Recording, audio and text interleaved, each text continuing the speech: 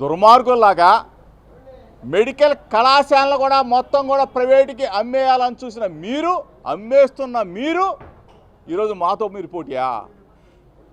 పోటీయా సుమారుగా 2 లక్షల కోట్ల రూపాయలు బటన్ నొక్కితే అక్క చెల్లెమ్మల ఖాతాలోకి, అవ్వక్కల ఖాతాలోకి డబ్బులు వెళ్ళిపోతే అది మా అభివృద్ధి, మా సంక్షేమం, అది మా లీడర్, మా జగనన్న అభివృద్ధి.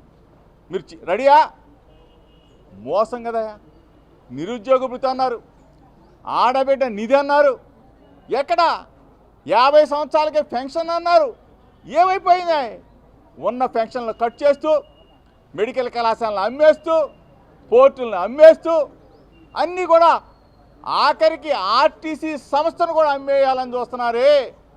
మీరు మహానాడులో మహావేషాలు వేస్తూ, మాయ మాటలు చెప్తూ ప్రజల్ని నమ్మించే దుర్మార్గమైన క్రీడకి శ్రీకారం చుట్టిన చంద్రబాబు నాయుడిని, లోకేష్ని దమ్ముంటే, ధైర్యం ఉంటే మేము చర్చకు రెడీగా ఉన్నాం. మీ 2 సంవత్సరాల పరిపాలన మీద మీరు ప్రభుత్వంలో ఉన్నారు, మీరు అధికారంలో ఉన్నారు. చాయిస్ మీకే ఇస్తున్నాం. టైము, డేటు, ప్లేస్ చెప్పమని చెప్పేసి లోకేష్కి మీడియా మిత్రుల ద్వారా తెలియజేస్తా ఉన్నాం.